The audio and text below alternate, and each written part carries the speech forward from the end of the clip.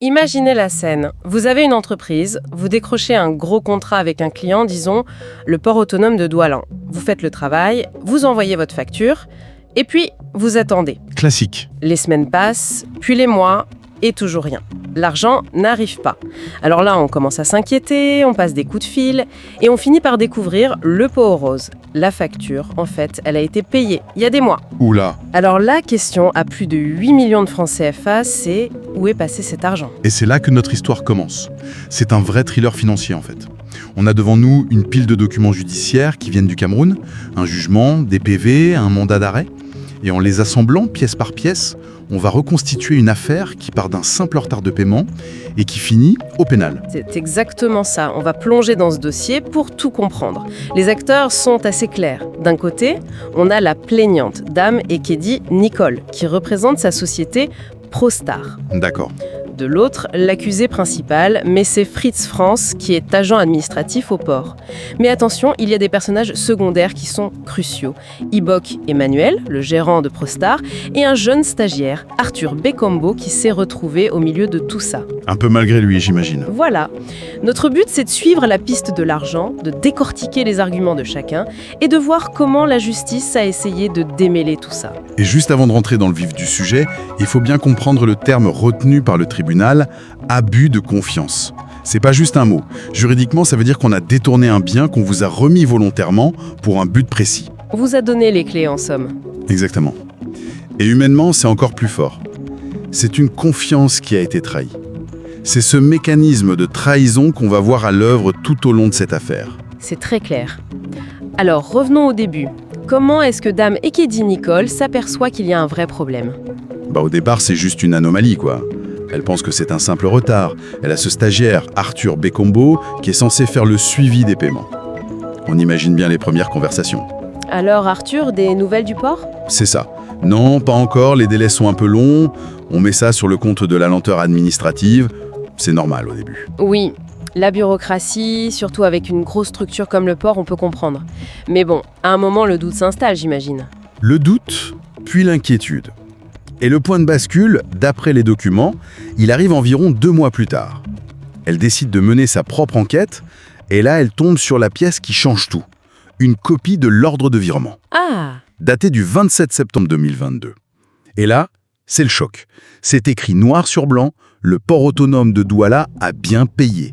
La somme est même très précise, 8 169 525 francs CFA, virés sur le compte de sa société, ProStar. D'accord, donc là, il n'y a plus de doute possible. L'argent est sorti du port, il est bien arrivé sur le compte de l'entreprise et il s'est volatilisé. Le problème est interne. C'est un coup de massue.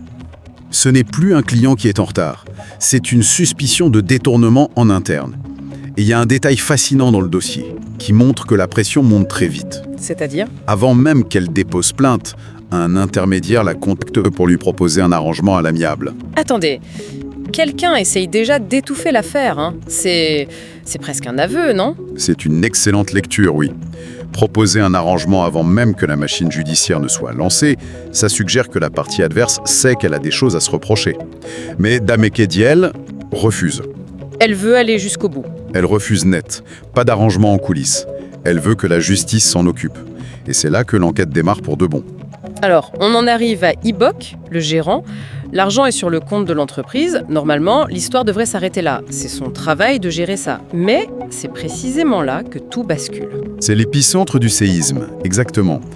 Le virement de plus de 8 millions de francs CFA arrive bien sur le compte de ProStar, un compte que Ibok Emmanuel gère.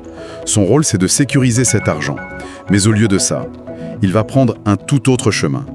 Et c'est là que l'accusé principal, mais c'est Fritz France, l'agent du port, entre vraiment en jeu. Comment ça ? Ibok ne va pas remettre la somme à Dame Ekedi. Non, il va en confier une partie à Messet. Et c'est là que ça devient flou, j'imagine. Parce que les documents, sur les montants, c'est un vrai casse-tête. Ah oui, c'est le début du brouillard. Un passage dit que Ibok aurait gardé 6 millions et donné 2 millions à Messet. Mais un autre document, qui cite un témoin, parle de 9 millions de francs CFA remis par Ibok à l'accusé. Mais ce n'est même pas le montant total de la facture. Comment on peut avoir des versions aussi différentes ? C'est le jour et la nuit. C'est une tactique, consciente ou non, qu'on voit souvent dans ce type d'affaires. Quand l'argent circule de main en main, sans aucune trace, chacun minimise son rôle. C'est pas moi, c'est l'autre. Je n'ai pris qu'un tout petit peu. La vérité se noie dans les versions contradictoires. Et ça complique énormément le travail des enquêteurs, bien sûr. Énormément. Et c'est là que le rôle du juge devient fondamental. Il doit trancher dans ce brouillard. Et le résultat est intéressant. Le préjudice final qui est retenu contre Messi, ce n'est ni 2 millions, ni 9. Le jugement le chiffre très précisément à 4 169 525 francs CFA. C'est la part que le tribunal estime, avec certitude, avoir été détournée par lui. D'accord, le tribunal a fait son calcul. Et face à ça, que dit Messi Fritz France? Comment il se défend? Il ne peut pas nier avoir reçu de l'argent. Non, alors il choisit une autre stratégie, la requalification des faits. Il admet, oui, avoir touché de l'argent, mais seulement 2,5 millions. Et surtout, il affirme que ce n'était pas un détournement, c'était le paiement de ses commissions. Ah, les fameuses commissions. Il essaye de faire passer un acte illégal pour une transaction commerciale. C'est audacieux. Très audacieux. Mais une défense pareille, ça ne tient que si on a des preuves. Un contrat, une facture. Et là, visiblement, il n'y a rien. D'ailleurs, le tribunal n'y croit pas une seconde. Ses arguments sont qualifiés de spécieux. Spécieux. C'est une façon polie de dire que ça ne tient pas la route? C'est exactement ça.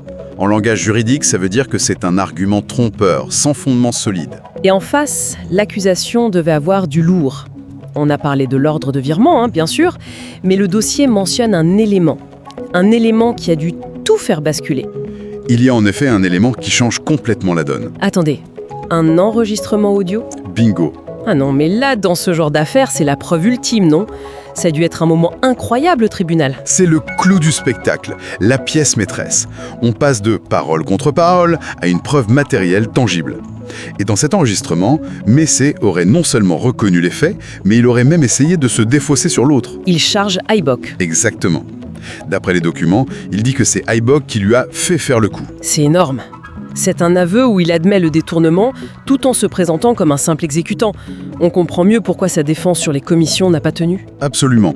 Cet enregistrement pulvérise sa ligne de défense. Et ça nous amène d'ailleurs à la procédure elle-même, parce que l'accusation a évolué au départ. Ce n'était pas abus de confiance, c'était recel. D'accord. Et quelle est la différence? Pourquoi ce changement de qualification? C'est une nuance juridique qui en dit très long. Le recel, c'est détenir un bien en sachant qu'il provient d'un crime. Vous achetez un téléphone volé, vous êtes receleur. L'abus de confiance, c'est différent. L'argent au départ vous a été remis légalement. Ah oui. Ibok, en tant que gérant, a légalement reçu l'argent sur le compte de l'entreprise. Le crime, c'est de l'avoir ensuite détourné de son but. Donc en changeant la qualification, le tribunal considère que Messier n'a pas juste reçu de l'argent sale. Il a participé au plan de détournement d'un argent propre au départ. C'est tout à fait ça. Et en visant les articles 74 et 318 du Code pénal camerounais, le tribunal est très clair. L'article 318, c'est l'abus de confiance. Mais le 74, c'est celui qui définit la complicité. En associant les deux, le tribunal dit « Messi n'était pas un simple pion, il était co-auteur de cette trahison de confiance ». Ça change toute la perspective. Et pendant ce temps, qu'est-ce qu'on sait de Ibok, celui par qui tout a commencé ? Et c'est un autre détail capital des documents. C'est écrit noir sur blanc. Le délit a été commis par le nommé Ibok Emmanuel en fuite. En fuite ? En fuite. La justice ne le voit pas comme un simple témoin, mais bien comme un auteur présumé du délit. Et surtout, il n'est plus là. Il a disparu des radars. Ce qui laisse donc Messi, Fritz, France seuls sur le banc des accusés. Le verdict finit par tomber le 1er septembre 2025 au tribunal de première instance de Douala-Bonanjo. Et il est déclaré coupable. La culpabilité est établie. Mais pour la victime, ce n'est que la première étape. Après, il y a la question des réparations. Oui, la partie civile. Et là-dessus, Dame Ekedi Nicole avait des demandes conséquentes. Plus de 14 millions de francs CFA au total. Ça couvrait le préjudice financier direct, le préjudice économique, les frais de justice. Et le tribunal a accordé cette somme ? Non, et la formulation est assez directe. Le jugement qualifie sa demande d'exagérée. Il estime qu'il faut la ramener à une juste mesure. C'est intéressant. Le juge reconnaît le préjudice, mais il joue un rôle de modérateur. Il veut réparer le dommage réel, prouvé, mais il refuse que la justice devienne une sorte de loterie. On pourrait se dire que l'affaire est terminée, coupable condamné, réparation fixée, fin de l'histoire. Mais non. Les documents nous réservent une dernière surprise. Un jugement sur papier, c'est une chose. Le faire appliquer, c'en est une autre. Et c'est exactement le problème ici. 3 mois après le jugement, le 4 décembre 2025, un nouveau document tombe. C'est un mandat d'incarcération et d'arrêt contre Messet Fritz France. Il n'avait donc pas été arrêté directement après le procès. Non. Et la raison est terrible pour la victime. L'homme qui vient d'être condamné est en fuite. Lui aussi. Lui aussi. Il ne s'est jamais présenté après le jugement. Il a disparu. Du coup, le procureur ordonne son arrestation immédiate et son incarcération à la prison de New Bell. C'est une situation d'une frustration terrible pour la partie civile. On se bat pendant des mois, on obtient gain de cause, et au moment où la sentence doit être appliquée, le coupable s'est volatilisé. C'est une victoire en trompe-l'œil. Une décision de justice qui reste lettre morte. La justice a parlé, mais son bras n'a pas encore pu agir. C'est une histoire qui reste en suspens. Donc, si on résume, on part d'une simple facture impayée qui se révèle être un détournement de fonds, on a une confiance trahie, un gérant qui disparaît, un agent qui joue les intermédiaires, Des chiffres contradictoires, une preuve audio accablante. et à la fin, une condamnation, oui, mais un condamné qui a pris la fuite. C'est l'illustration parfaite du parcours du combattant judiciaire. De la découverte du problème à l'exécution de la peine, chaque étape est un combat. Et même quand on gagne, la victoire peut avoir un goût très amer. Et en relisant une dernière fois ces documents, il y a une pensée qui s'impose, une question qui reste ouverte. Ce dossier, il nous apprend 2 choses. La première, l'homme condamné, Messet Fritz France, est en fuite. Ça, on l'a bien compris.